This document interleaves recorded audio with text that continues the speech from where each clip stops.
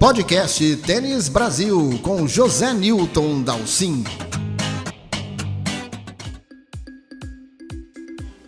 O assunto que bombou mesmo nesta semana foi o anúncio de que Novak Djokovic vai mesmo disputar a Laver Cup. Assunto muito quente em todos os blogs, fóruns, mídias sociais, mas muito pouco a ver com o próprio Djokovic, mas sim com o possível adeus de Roger Federer. Muitos analistas, muitos palpiteiros, achando que a presença maciça do chamado Big Four, Federer, Djokovic, Rafael Nadal e Andy Murray, na Laver Cup, que é um evento de festa, é um evento nobre, não é um evento oficial, não dá pontos para o ranking e tal, mas é uma grande festa, é uma celebração do próprio Rod Laver. Então, essa presença dos 4 nomes, que é uma coisa muito exclusiva, a gente vê isso acontecer muito pouco nos últimos anos, e geralmente foram coisas reservadas aí para eventos de Grand Slam. Então temos aí essa constelação, seria então um prenúncio de que o Federer chamou seus principais concorrentes ao longo da sua carreira para iniciar um processo de despedida. Claro que há muita boataria em cima disso, há muito diz-que-diz, não há absolutamente nada confirmado ou nada oficial em relação a isso, Eu vi muita gente escrever, e gente séria, gente importante, que acredita que o Federer, por questões contratuais, ele nunca ou não deve fazer um anúncio oficial de aposentadoria. Ele vai seguir mais ou menos aquele estilo Pete Sampras, não conta para ninguém que você está encerrando a carreira, você simplesmente para de aparecer, não disputa mais os grandes torneios, até que chega em determinada situação em que fica evidente que você não está mais no circuito. Para quem não sabe, é sempre importante a gente lembrar que o Federer, o problema atual do Federer teve um problema no joelho esquerdo, aquele logo depois do Aberto da Austrália, mas o problema dele atual é o joelho direito. Ele já fez, pelo menos anunciou, 3 procedimentos cirúrgicos nesse joelho direito, que na teoria seria para corrigir algum problema em relação ao menisco. Especialistas dizem que é muito provável que exista outros problemas além do menisco, mas ninguém, nem na equipe médica do Federer, nem o próprio jogador, jamais falou abertamente do que acontece com o joelho, o qual é essa dificuldade de ele marcar seu retorno às quadras, de voltar aos treinos. Ele até voltou a treinar, deu uma ideia de que ele poderia voltar a jogar, mas aos poucos foi desistindo. Primeiro desistiu de Wimbledon, depois já anunciou o US Open e provisoriamente apenas garantiu sua presença na Laver Cup, até porque ele é o dono do evento, A Laver Cup foi criada em 2017 pela agência do Federer, a Team 8, o time 8, que o presidente oficialmente e quem manda ali é o Tony Godsick, que é o empresário do Federer, mas a gente sabe que quem dá as cartas ali é o próprio suíço,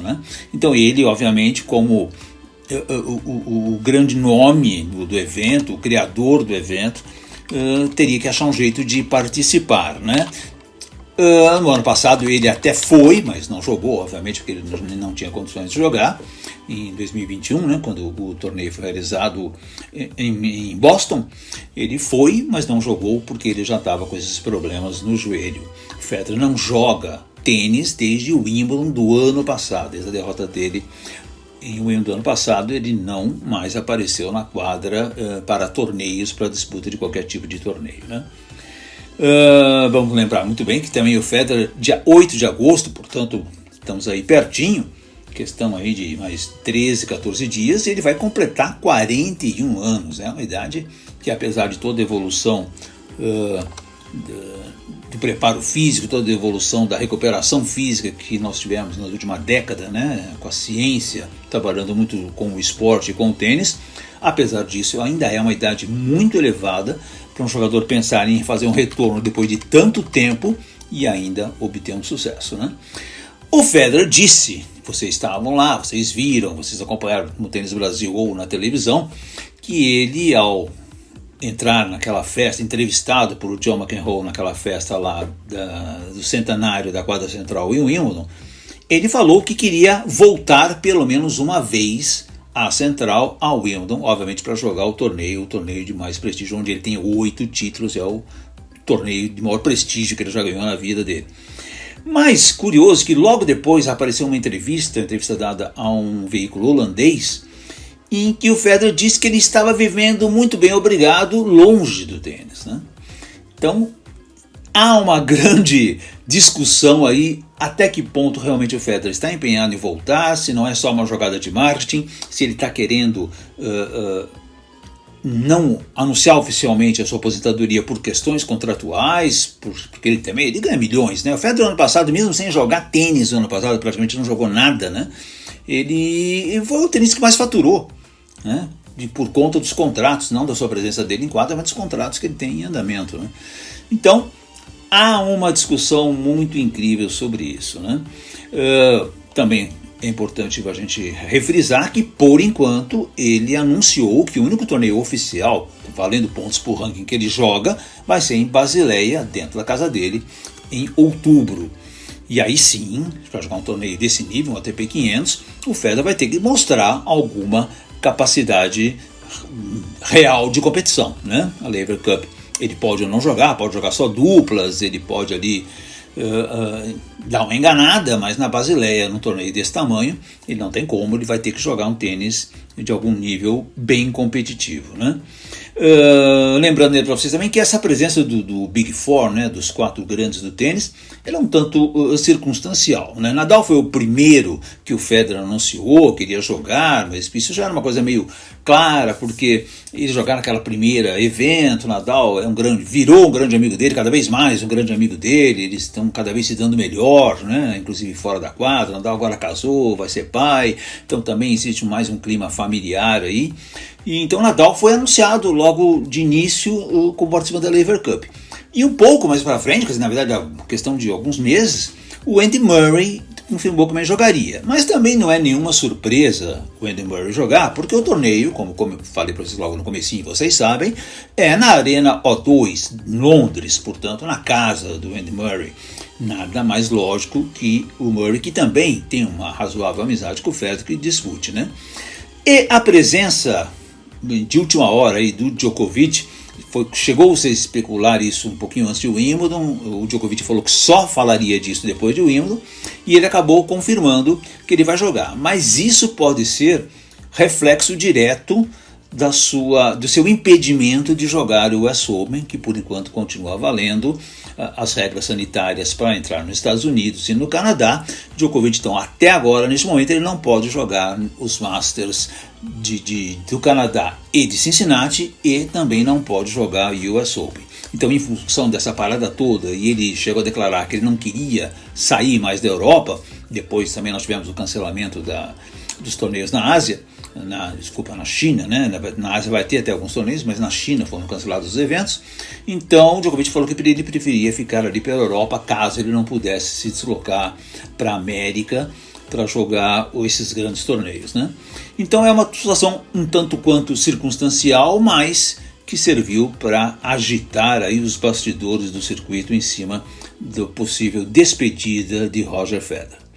Olha, eu pessoalmente não acho que isso seja totalmente impossível, não. Não acho que o Federer vá se despedir na Lever Cup. Acho que, embora seja um evento de peso, de qualidade e tal, eu acho que ainda não é o momento, ou não seria o momento que ele optaria por se despedir. Basileia eu já acho uma possibilidade bem maior, porque é a casa dele. É um torneio que ele foi pegador de bola, né?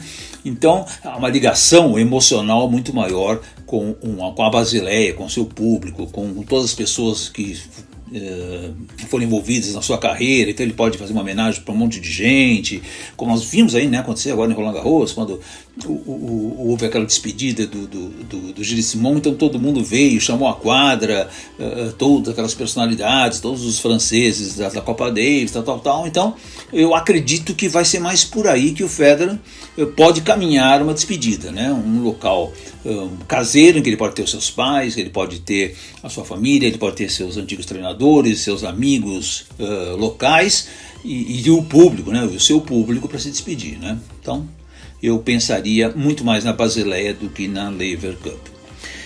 Para fechar o assunto da Lever Cup, então temos aí um super time Europa. Europa que nunca perdeu a Lever Cup, né? Ganhou em Praga 2017, ganhou em Chicago 2018, ganhou em Genebra 2019, venceu em Boston 2021, que foi um banho, e agora vai colocar em quadra o Big Four, né? É o mais alto nível possível. E ainda assim, o time Europa ainda possui 2 vagas para colocar, porque o time é formado por 6 jogadores, né? Bjorn Borg, o sueco Bjorn Borg, que é o capitão, ele tem ali à disposição 6 jogadores, então além dos 4 ele ainda vai indicar mais 2 europeus, né? Que de repente ele chama o Medvedev e o Zverev, e aí fica uma super seleção, né? O Dream Team. O time mundo, que está na mão do John McEnroe, do capitão, ele confirmou por enquanto o Felix Auger-Aliassime, Taylor Fritz e o Diego Schwartzman. Esses 3 são hoje, no momento, se olhar o ranking, são os 3 maiores nomes do ranking fora da Europa, né? Acredito eu que Nick Kyrgios deve entrar nesse grupo aí, talvez o Alex de Minaur, 2 australianos, e vejo chances do Riley Opelka e do John Isner também entrar, o Isner até também porque é muito amigo de todo mundo ali, né? Então talvez o time mundo fique aí um pouco mais forte nessas condições. A gente sabe que a Arena O2 não é uma quadra extremamente rápida, né? Até é uma quadra bem lenta para os padrões do circuito, mas o Isner sempre é um cara muito bem-vindo, um cara muito, muito competitivo, muito amigo de todo mundo e tal. O Kyrgios é um showman, né?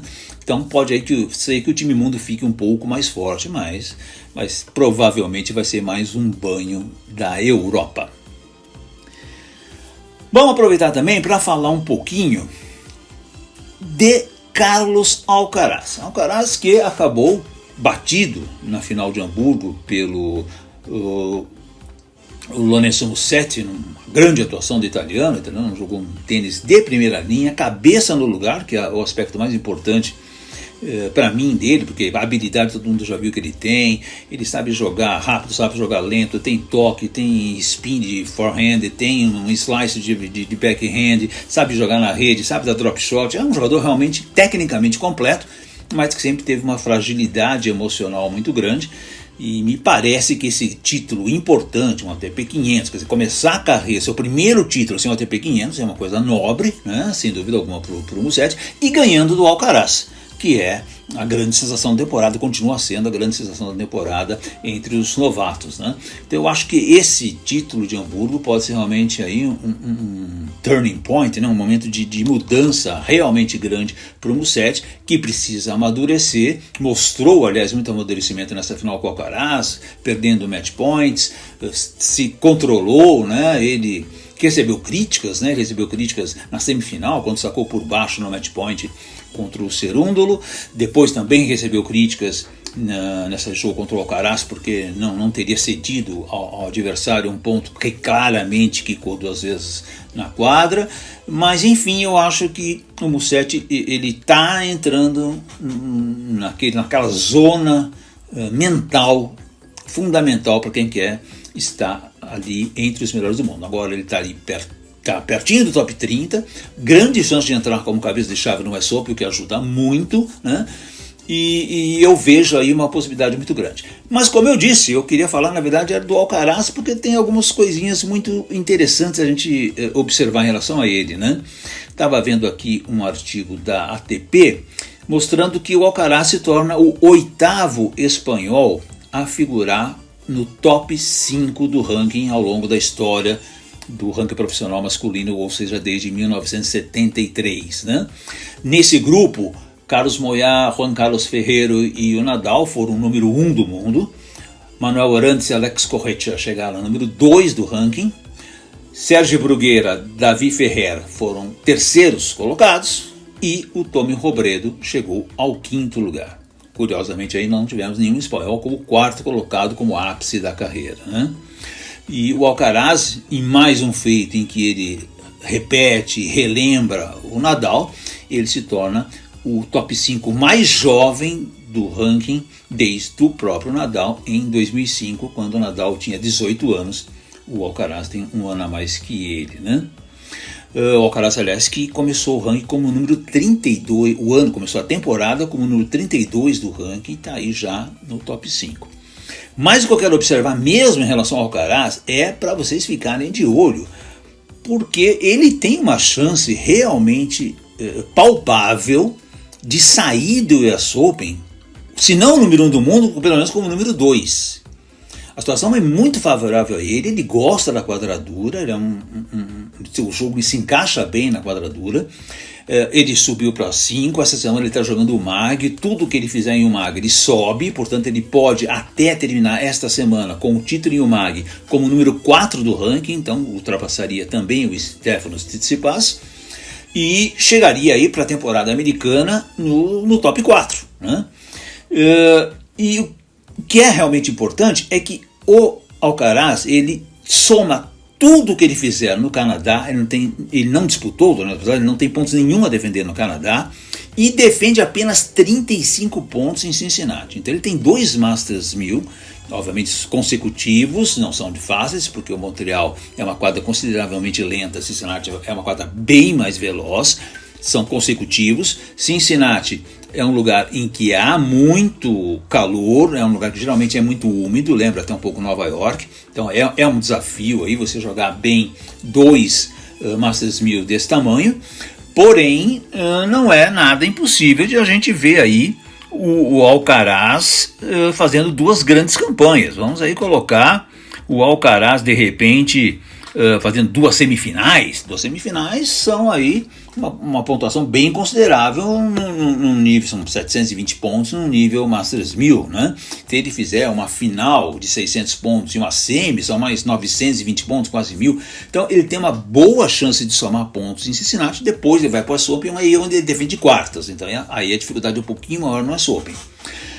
Em compensação, o atual número 1 do mundo, o Medvedev, ele não pode somar nada no Canadá, porque ele é o atual campeão, nada no US Open, porque ele é o atual campeão, e ainda assim ele tem semi em Cincinnati. Então veja aí, o russo vai para a quadradura praticamente sem poder marcar ponto algum no ranking na situação de hoje, né?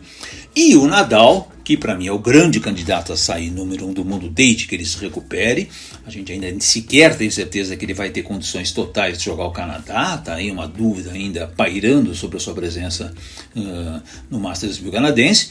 O Nadal, ele tem ainda 500 pontos a defender no Canadá, esses pontos são de 2019, ainda naquele ranking congelado da ATP, tal, ele ainda carrega 500 pontos do Canadá de 2019, portanto ele só marca ponto no Canadá a partir da final, se ele chegar na final, senão ele nem marca pontos. Mas ele não deve jogar Cincinnati, ele não colocou Cincinnati no seu calendário e joga completamente livre o US Open, né? Então ele pode marcar todos os pontos possíveis no US Open, portanto para mim ele é um fortíssimo candidato a assumir a liderança do ranking lá em Flash Meadows. Portanto nós temos uma chance aí nada desprezível de encerrarmos o US Open com Nadal e Alcaraz entre os 2 melhores do ranking, né? Não sei em que ordem, eu arriscaria dizer que Nadal em primeiro e Alcaraz em segundo, nós podemos ter aí efetivamente um domínio espanhol a partir do US Open. Para terminar, deixa eu falar um pouquinho do tênis feminino que está meio em banho-maria, né? Nós tivemos aí alguns torneios pós-Wimbledon, todos no cyber europeu, sem grandes atrações, sem grandes participações, mas nós temos aí uma situação de ranking bem interessante também, que a gente pode observar para as próximas semanas, né? Obviamente a Iga Swiatek não tem a menor chance de perder a liderança, ela está com 8.387 pontos. Essa semana ela se deu ao luxo de ir para Varsóvia, jogar dentro de casa no Saibro ainda, né? Quer dizer, ela nem está se preparando para a quadradura, foi jogar no Saibro em Varsóvia, diante do seu público, muito correto, aliás, a parte dela. Só depois então que ela vai pensar na temporada norte-americana de quadras duras, provavelmente a partir do Canadá, né? Acho que ela nem está preocupada em jogar os aquecimentos.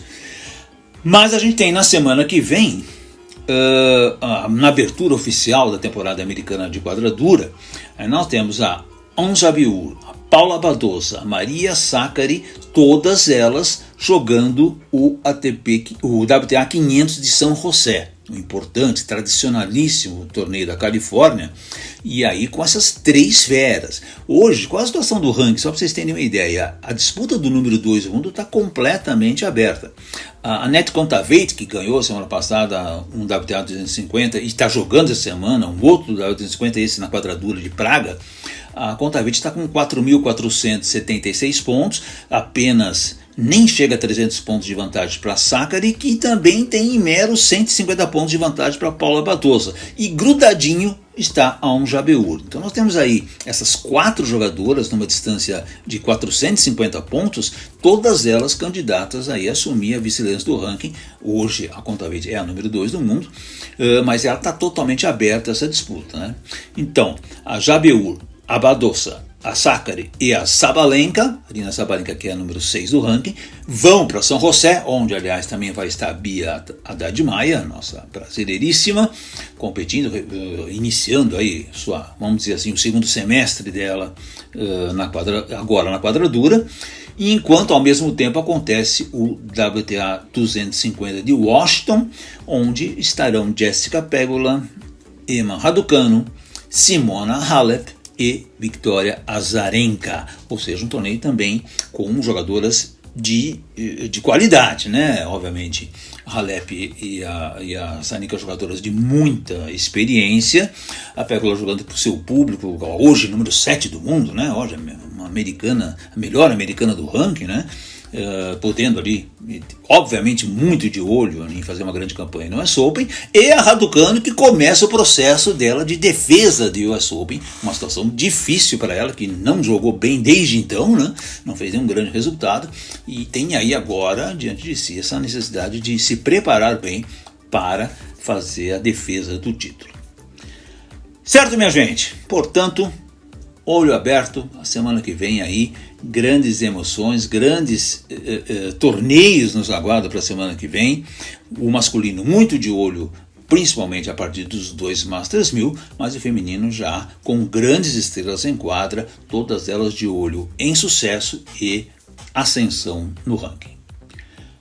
O podcast Tênis Brasil fica por aqui nesta semana. Eu volto a semana que vem para bater um papo com vocês. Obrigado, um abraço e até lá.